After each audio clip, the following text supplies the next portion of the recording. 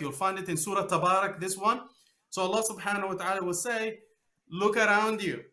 If I created the galaxies, if I created the universe, I can bring you back to judgment because you are a tiny creation compared to all of these wonders and marvels of creation.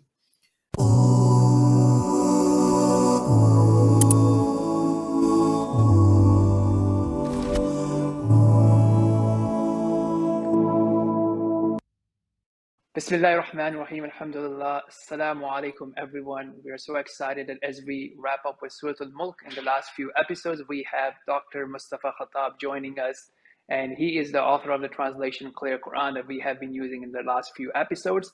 So without further ado, Dr. Mustafa Khattab, assalamu alaikum. Thank you so much for joining us. How are you today? Alaikum assalam wa rahmatullahi wa barakatuh. Jazakallah for having me. Brilliant. So I know that there will be at least some people that may not be aware of your work. Alhamdulillah, everybody is well aware of, mashallah, the great work that you've been doing in the work of da'wah as well as the work of Quran and the translations. So I'll let you introduce a bit about your current projects that are out there and what's coming up, and then we'll get right into the episode. Alhamdulillah, Bismillah, alhamdulillah, wa salatu wa salamu ala rasulullah wa ba'd. So I've been working as an imam for so many years and also in the field of da'wah. And I saw the need for a new translation of the Quran to make the book of Allah subhanahu wa ta'ala more accessible to people, Muslims and non-Muslim. So this is why about 10 years ago I started this project. So basically we started with the Clear Quran translation. Then there was a need for the Clear Quran for kids. So I started this tafsir for kids about 8 years ago. And Alhamdulillah, we also did the Clear Quran Dictionary, which helps most Muslims who don't speak the Arabic language understand the Quran in about 6 months. Because believe it or not, the Quran is made up of only 2,000 root words that are repeated in different places in the Quran. So Alhamdulillah, Allah made the Quran easy, and we're trying to make it accessible to many people, Alhamdulillah. Alhamdulillah, Jazakallah khair, Doctor. Really appreciate it. And mashallah, that has been really helpful. We have been using it and distributing it to a lot of new Muslims as well as non-Muslims. So alhamdulillah, thank you so much for that work. And it's very well done, published very well with the introduction and the sections and all that. So that has been really helpful. Barakallah feekum. Alhamdulillah, it's from Allah. Alhamdulillah. Alhamdulillah. Great. So I think you will be will be putting up on the screen. Is that the app that we'll be using, or the website version of the Clear Quran for our episodes? Yes, inshallah.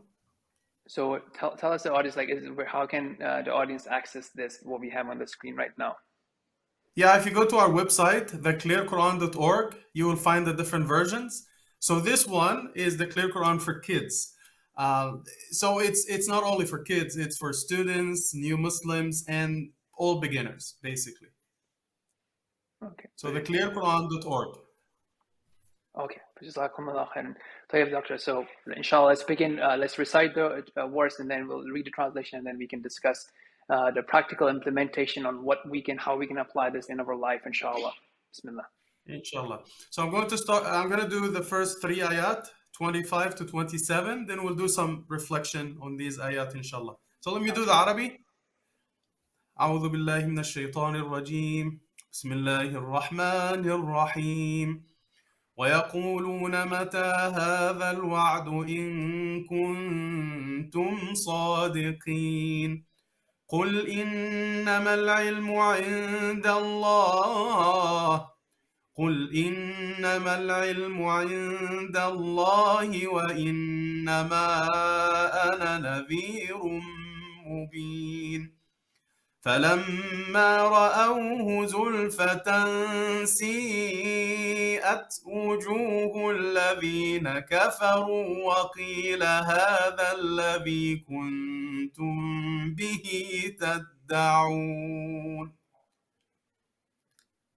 So inshallah, again, ayat 25 to 27. Still they ask the believers mockingly, when will this threat come to pass if what you say is true? Meaning the threat of judgment day and the disbelievers being punished. Say, O Prophet, that knowledge is with Allah alone, and I'm only sent with a clear warning. Then when they see the punishment coming close, the faces of the disbelievers will be depressed, and it will be said to them, this is what you claimed would never come. Alhamdulillah. Jazakumullah khairan, Doctor. Barakallah fiqh. So a little bit Okay. of a background about the ayat. Yes. Or I think or we can just dive directly into it, right? So imagine like a regular person opening the Quran and they're just reading the tilawa or listening to tilawa, and then they read the translation, right? So how Yes. do we now that person spending 5-10 minutes with the book of Allah Subhanahu wa Taala, perhaps starting their day or ending the day, how can that inshallah empower them to live a better, higher quality, and more connected life to Allah Subhanahu wa Taala? Alhamdulillah. So generally there are basic themes in the Quran that are repeated everywhere in the Quran. So theme number one, Tawheed, that there's only one God that you should worship. And Allah subhanahu wa ta'ala has given us everything that we need, and we should be grateful for that.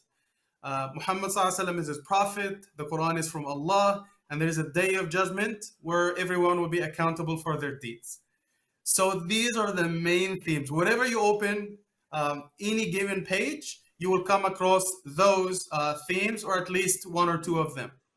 So basically, there is a hadith from the Prophet ﷺ, just to give you briefly in a few seconds, inshallah, like a general overview. There is a hadith in Musnad Imam Ahmad where the Prophet ﷺ says, I've been given the long surahs of the Quran in place of the Torah. And I've received the ayat, the surahs that are made up of about 100 ayat, give or take, instead of the Injil.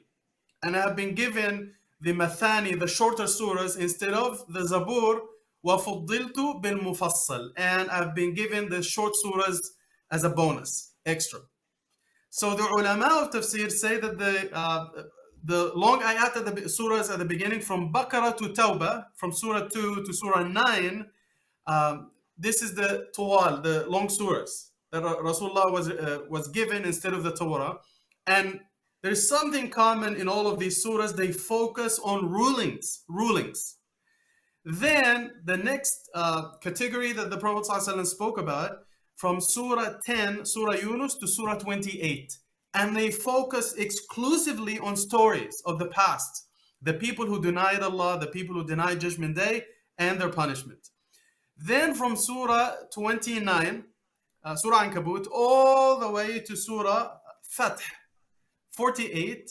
These are the Mathani, the shorter ones, and they deal mainly with the blessings of Allah and being grateful to Him. Then from Surah 49, Surah Hujurat, all the way to the end, Surah 114, they focus mainly on faith in Allah and Judgment Day. So this is where Surah Tabarak comes in, because it focuses on faith in Allah and Judgment Day, because it's in that last section. So subhanAllah, from Surah Qaf all the way to the end, faith in Allah and Judgment Day, faith in Allah and Judgment Day, all the way, right?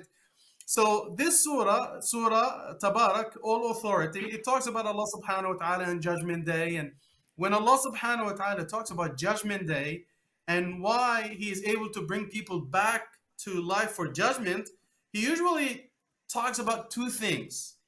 And this is very common in the Quran. You'll find it in Surah Qaf, you'll find it in Surah Dhariyat, you'll find it in Surah Tabarak, this one. So Allah subhanahu wa ta'ala will say, look around you. If I created the galaxies, if I created the universe, I can bring you back to judgment, because you are a tiny creation compared to all of these wonders and marvels of creation.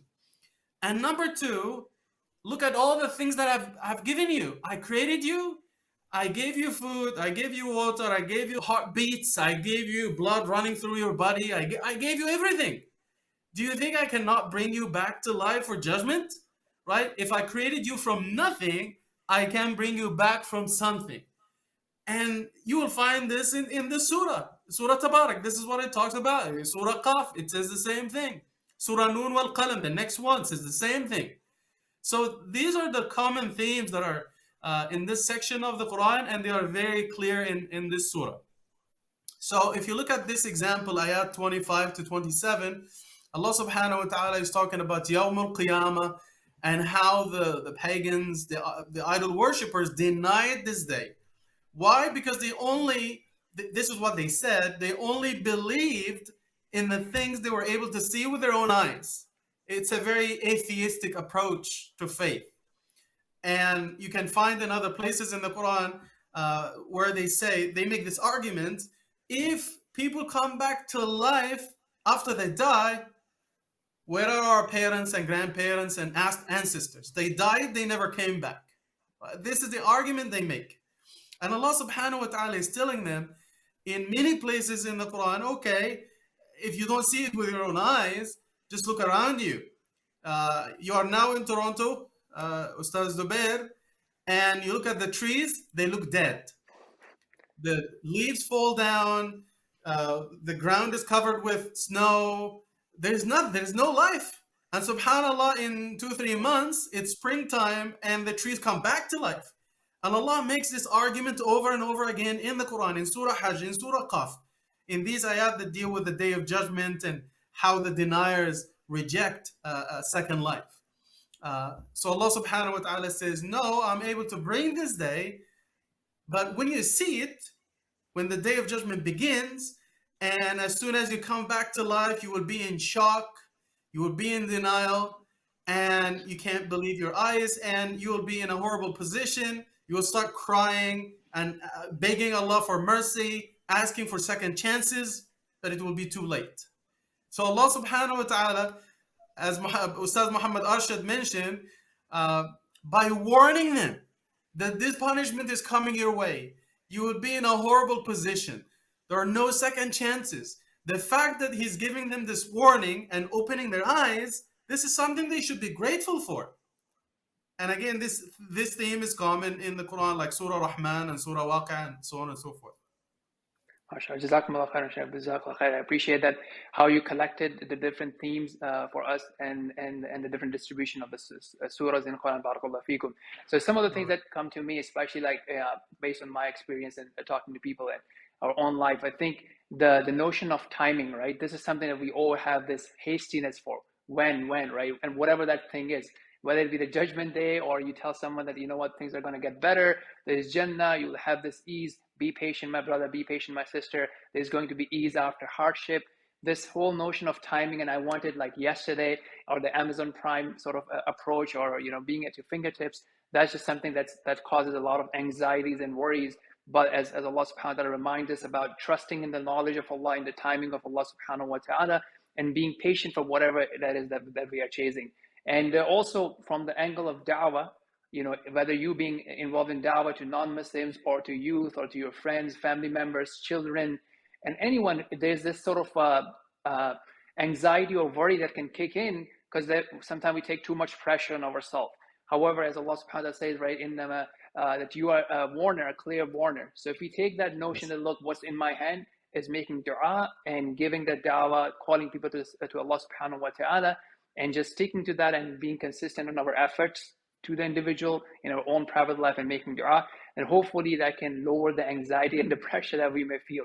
And so these are some of the things that kind of come to my mind as I think about this. Yes, ulama like Ibn Kathir and Al-Qurtubi, when they talk about this notion, they tell us, learn and listen from the fact that Allah created the heavens and the earth in 6 days. He could have created them in the blink of an eye, kun, be and it is. He didn't have to take 6 days. So they said Allah is teaching us to take our time and to do things with perfection, right? So this is a lesson that we learn from this fact. And they say that Allah subhanahu wa ta'ala says in the Quran, خُلِقَ الْإِنسَانُ مِنْ عَجَلٍ, that human beings are created impatient. They are impatient. And this is something that Shaitan wants from us, because he knows if you were to think about the consequences, the horrible things that would happen to you if you do these bad things, most likely you're not going to do it. But Shaitan wants you to rush into doing things and not think. So Allah subhanahu wa ta'ala is telling us, take your time and think about the consequences, see where this will take you, and you will decide based on the consequences. So as they say in Arabic, the end will decide the beginning, right? So this is something that we learn from these ayat, that we should take our time and think and reflect and think about our life in general. If I'm doing good, by thinking, this will motivate me to do better. If I'm doing bad, this will give me the chance to do a good job and maybe change my ways to the better, inshallah. Jazakumullah khairan, Sheikh.